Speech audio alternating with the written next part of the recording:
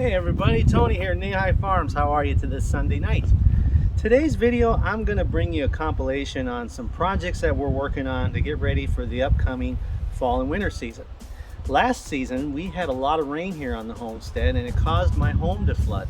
So what we did during the winter is we built a temporary trench, as you can see a little bit of it here, to divert the water away from my house. So today I'm going to do a little bit of work on that and you're just going to check it out.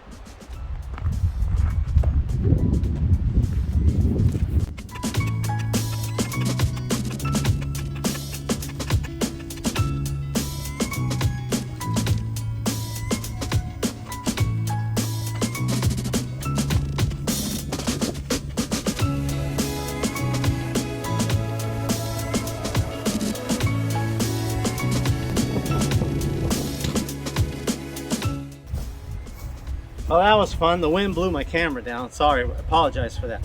So you might be wondering why I'm doing this manually and I don't have any sort of farm equipment. We do have a neighbor. He has a tractor and we've used it a few times, but we're kind of feeling a little bit funny about asking him about it all the time. So we're still discussing getting a tractor. Unfortunately, they're expensive. You know, for what we require on it, it's about $30,000 and we just don't have that kind of money to throw around. So if it means that I got to come out here and put 30 minutes to an hour every day in this for 2 or 3 weeks, I'm going to do it. Fortunately, I have time on my side. The rainy season doesn't start for another month, so I have time to do it. So that's one project we're working on here. I want to get this done by the rainy season so that we won't have any more flooding issues. Now I'm going to take you to a couple other areas to show you some other projects we're going to be starting to winterize and just kind of protect the area from mud and excess water flow. So I'll be right back.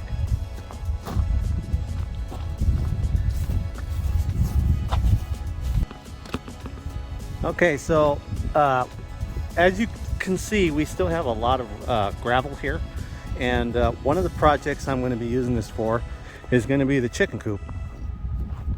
And we'll take a walk-see over there. By the way, cleared up nicely today on the homestead. Beautiful blue skies, puffy white clouds, and temperatures warmed up. It's probably closer to 70 now, but as normal, we get our nighttime winds that cool us off nicely. So it's supposed to be nice the next couple days. Just a little quick see view of the landscape.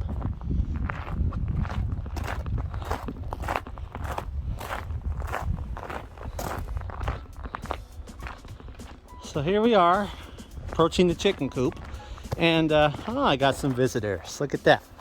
Hi girls. How's my birdies? So as you can see in here, there is gravel in here already, but I'm gonna put more in here because this place gets muddy when we get a lot of rain, and so that's where some of that gravel is gonna go. I'm gonna gravel from the post over is going to be all graveled, and then this side over, this will all be just left alone, and dirt, mud, whatever. So half and half. But that's going to be a project I'm going to be starting probably in about 2 weeks.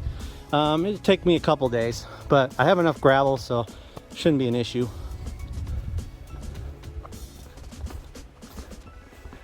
Now we're going to walk to the wood barn, and as we do, I'll give you a little bit more landscape views. Like I keep saying in my other videos, it's awfully beautiful around here. Just gorgeous. I mean, can't beat that. Okay, so if I can open the door. All right, here we are. Good grief, man. This door is kind of a pain in the butt, but as you can see, I've been a little bit busy in here. This is what I've been working on for the last about month and a half. Going into the woods and dragging out trees that are on the ground. A lot of them are rotted, so you know, that wood's not going to be very top quality, but this is all from our forest And I'm not done. I've got another whole row of wood I want to put down, and then I'll probably feel a little bit better about our winter heat. Couple of things I might have shown in the video before. A couple of pieces of equipment we have obtained. One is this wood chipper. It's a Champion 3-inch wood chipper capacity. It's nice. A little bummer about it is you can only put like, you know, a handful of sticks in at a time, maybe more, not more than 4 or 5 sticks, because this thing jams, and it makes it tedious and makes it a long-term process to shred up sticks and whatnot. But also what happened is the bag tore, so now we got to figure out how we're going to fix that. We are either going to duct tape it or figure out some other alternative as far as the shavings coming out of the bottom there. So not the best machine in my opinion, but it helps. And it helped knock this pile down. As you can see here, this was a lot larger. It was about 4 or 5 feet tall and about 6-7 feet across, and I've knocked it down considerably.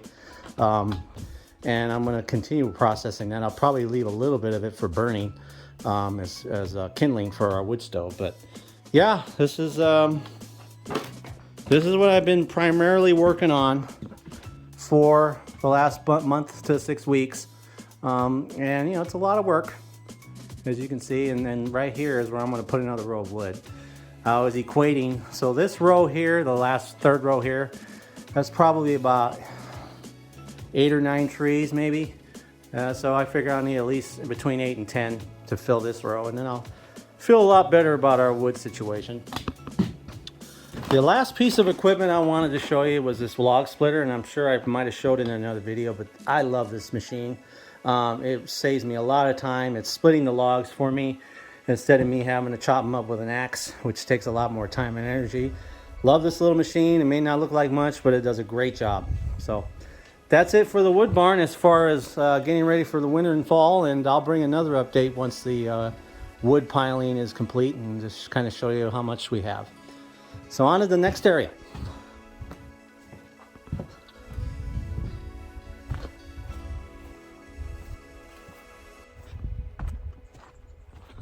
Give you some more landscaping shots while we walk to the greenhouse.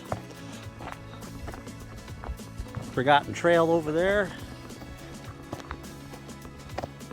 Of course, that's our infamous Coyote Canyon. Hopefully you checked out those trail videos earlier this summer. They're pretty interesting. There's our horse barn multi-purpose building where Dana does her magic and people can sleep and hang out for a few days. And how about this? It's another quick little landscape of the homestead. Can never shoot enough video of that. Yeah. All right. So last time I did a video on the greenhouse, I tried to identify a lot of different things that were growing, and I was horribly wrong and laughed at and ridiculed because I didn't identify anything correctly. So I think for the most part I'm just going to show you and point and just make a few comments, and only if I know for sure what it is I might say something. So here we go into the greenhouse.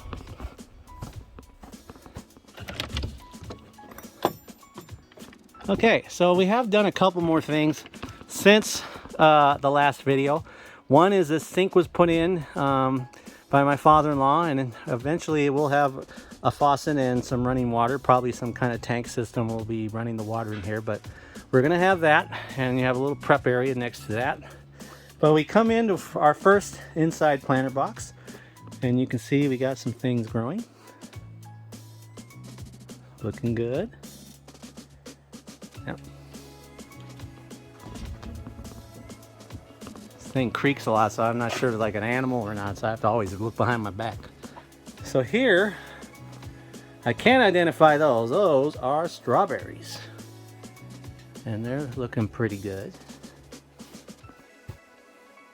So everything's growing and healthy. Nothing's really threatening it, so that's good news. There's our solar panel and fan system. Gets pretty warm in here. I mean, right now, if I had to guess, it's probably 75 degrees in here, maybe 80. Not too bad. And then we go to the outside, and we got a lot of stuff growing here. So we have our tomatoes growing. And you know me, being Italian, I love my tomatoes. So you can see right here, we got those going on. And then we have some other things growing here. I think my wife told me this was pumpkin growing here. So that's looking okay. More stuff growing here. And then you can see we got lots of growth there. Looking good. And then check this out. We got some big zucchinis growing here. As you can see, I got one, and I got two, and I got two little ones too. So we got plentiful zucchini growing. And then this is our newest addition here. My father-in-law and mother-in-law went out and bought this peach tree.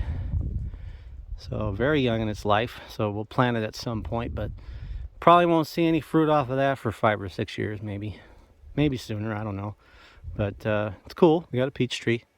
And then one other thing I want to point out to you before we sign off is we've been kind of working on keeping the weeds under control around here, which it's kind of been a task. So recently we laid down some driveway felt, and that wood chipping machine I showed you earlier, the stuff I did chop, I was dumping it in here and kind of getting it spread out.